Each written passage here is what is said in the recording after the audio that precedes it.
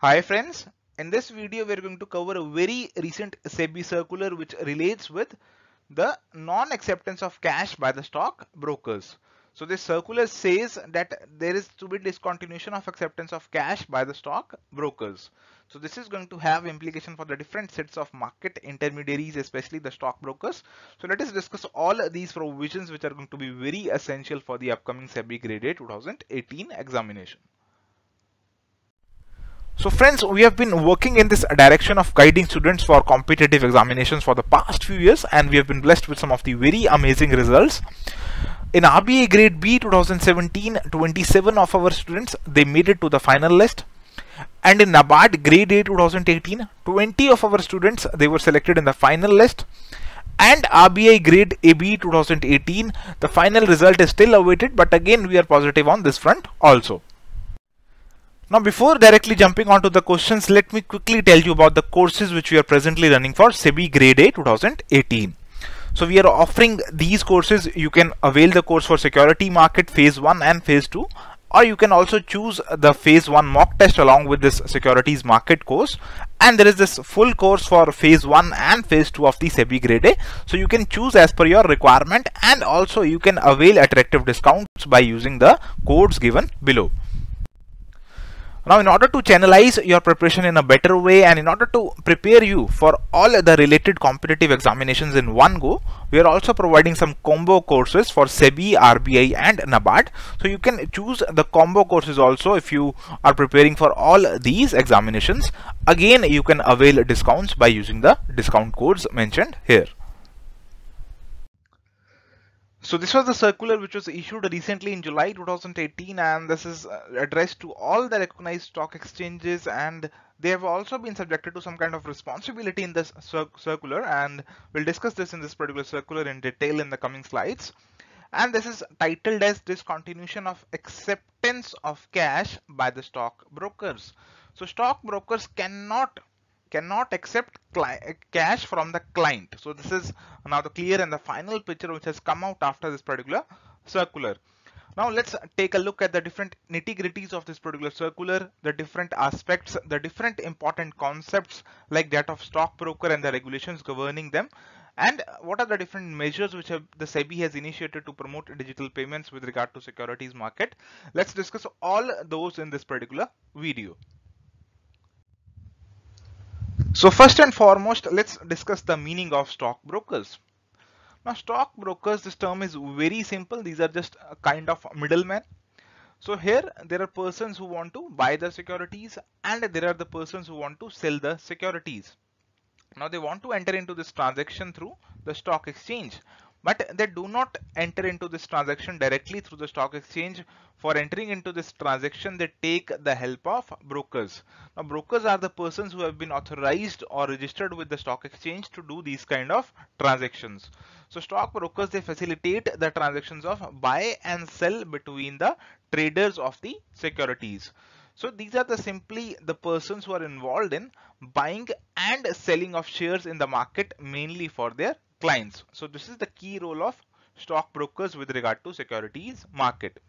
Now since they are performing a very important role with regard to securities market, SEBI has brought out a separate comprehensive set of regulations to regulate them, and they are titled as SEBI Stockbrokers and Subbrokers Regulations 1992.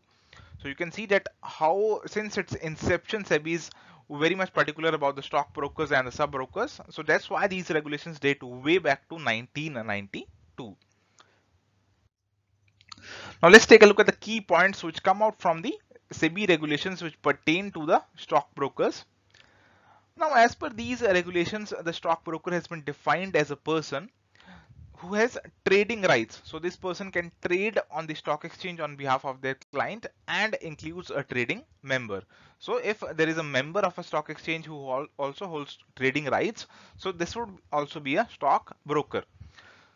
No person shall act as a stockbroker unless he obtains a certificate of registration from the board. So if you have to become a stockbroker, you would have to obtain a certificate of registration from the board. So this certificate of registration is mandatory, and this is obtained by submitting an application in form number A of the first schedule of these regulations. and this application is not directly submitted, but it is submitted through the stock exchange of which the person is admitted as a member.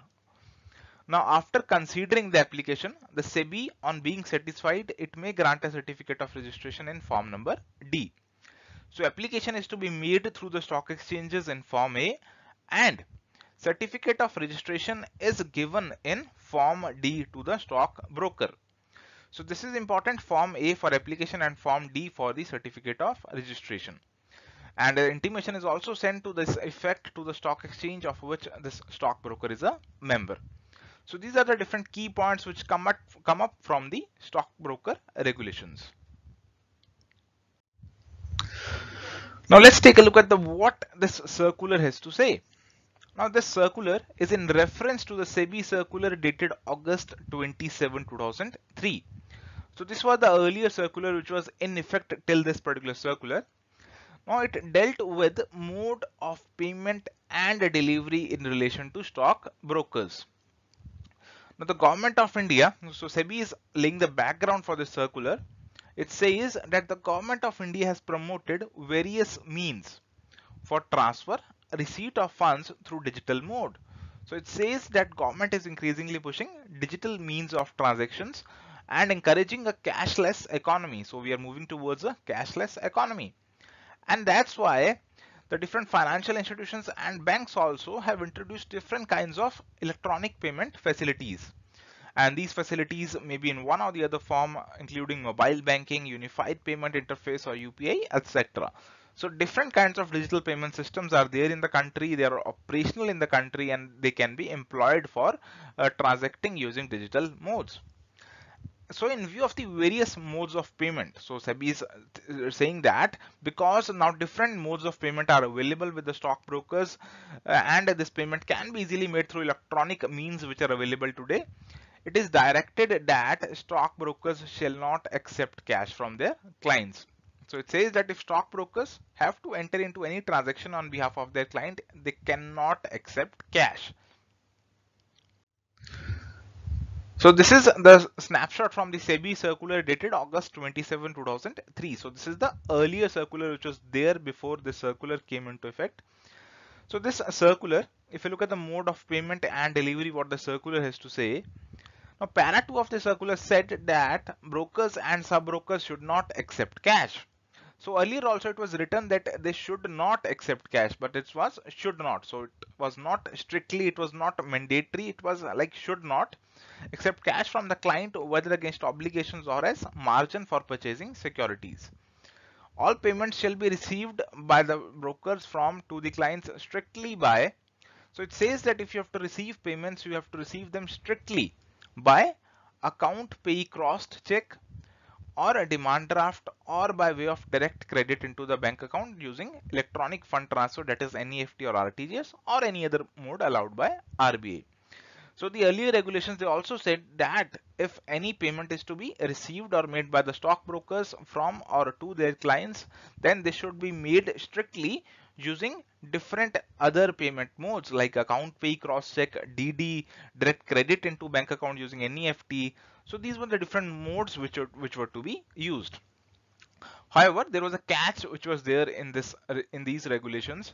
So it said that in exceptional circumstances, so it was there that in exceptional circumstances, the broker or the sub-broker, they may receive amount in cash. So it was written that generally you have to receive in electronic mode, but in special or exceptional circumstances, a broker or sub-broker may receive the amount in cash to the extent it is not violating the provisions contained in income tax law. So cash use was also allowed in exceptional circumstances. Now if we look at the changes which have been made through this particular circular, now the new para 3 which is there in the circular, it reads as follows. All payments shall be received made by the stockbrokers from or to the clients strictly by. So it is again saying that all the payments have to be strictly by account pay crossed check, demand draft, or by way of direct credit into the bank account. So it says that if you have to transmit payment from or to stockbroker from or to client, then it has to be through direct credit into the bank account, and this can be done through electronic fund transfer or any other mode which is permitted by RBI. It further says that the stockbrokers shall accept checks drawn only by the clients and also issue checks in favor of the clients only for their transactions. So it says that it should not be there like the stockbrokers, they are accepting some check which is given to them by the client, but it is not signed by the client, it is not in the name of the client. So these checks should not be accepted by the stockbrokers. They should only accept those checks which are issued by the clients directly, and same goes the case for issuing of checks in favor of clients. So it says that stockbrokers shall not accept cash. So earlier there was this provision that in exceptional circumstances stockbrokers can accept cash, but now it is written stockbrokers shall not accept cash from their clients either directly or by way of cash deposit to the bank account of stockbroker. So if the client says I'm not able to pay you cash directly because of the SEBI regulations, let me transfer the cash directly into your bank account. I'll go to your bank branch, I'll deposit the cash manually. Now this can also not be done because this has also been prohibited, because it says whether cash is received or accepted directly or by way of cash directly deposited to the bank account of stockbroker. So these are the changes which have been made in this particular circular. Now, as per this particular circular, there is some direction, some responsibilities which are being given for the stock exchanges, and the stock exchanges, they are directed to make necessary amendments to the relevant bylaws. Now, because the circular has been issued recently by SEBI, it may be required that some changes have to be made in the bylaws of the different stock exchanges. So that's why they have to make those changes. Also, they have to bring the provisions of this circular to the notice of their members and also disseminate the same on their website. So stock exchange shall also communicate to the members that this kind of notice, this kind of circular has been issued by SEBI and you should not accept any cash from your clients. Also, the status of implementation of the provisions of this circular has to be communicated to SEBI in the monthly report. So the different kinds of stock exchanges, they are required to submit their monthly reports, and the status of implementation of the different provisions which are there in this circular has to be there in this particular circular or this report. So if we try to look at the different implications and analysis of this particular move, now this particular move is in line with the SEBI's long-term plan, which is to encourage paperless and cashless stock market trading. So SEBI is to encourage paperless and cashless stock market trading. That's why this move has been introduced, or the circular has been brought in. Further, the applications in an IPO, that is initial public offer, are now completely done through ASBA. Now this ASBA means application supported by blocked amount. Now this is a mechanism wherein the bid amount is blocked in the subscriber's account itself at the time of bidding, and it is debited only after the allotment is finalized. For example, if I am applying for the shares of say ABC Limited, then initially when I apply for the shares at the price at which I am bidding for, then the amount will not be automatically transferred to the company. The amount will be first blocked in this bank account of mine, and when the allotment list is finally prepared that okay, I'll give the shares to Mr. So and so, then only the amount is going to be deducted from the bank account and it is going to be transmitted to the company which is issuing the shares. So this is the mechanism of ASBA. Further, SEBI is mulling out different sets of ways to introduce UPI system in application for IPO. So SEBI is taking different measures with the objective to introduce digital means in the stock market. Now let's take a look at some of the questions which can be framed out of this topic. SEBI, stock brokers and sub-brokers regulations deal with working of stocks brokers in India. They were issued in, options are 1990, 1992, 1995 or 2000. So friends, we have discussed that these were one of the earliest set of regulations and they were issued in 1992. So the correct answer is option number B. Next question. As per SEBI stockbrokers and sub-brokers regulations, certificate of registration to the stockbroker is granted by SEBI in which of the following forms? Options are Form A, Form B, Form C or Form D. So this also we have covered that this application is to be made in Form A, and finally the certificate is granted in form number D. So answer is going to be option number D here. Next is, through which of the following modes can a stockbroker receive payment from his clients?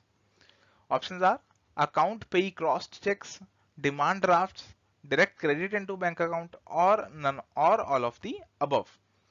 So this also we have covered that the stockbroker cannot accept cash, but they can use all of these payment modes. So the answer is going to be yes. That is option number D. Next question. Dash is a mechanism wherein the bid amount is blocked in the subscriber's account at the time of bidding and is debited only after the allotment of shares is finalized.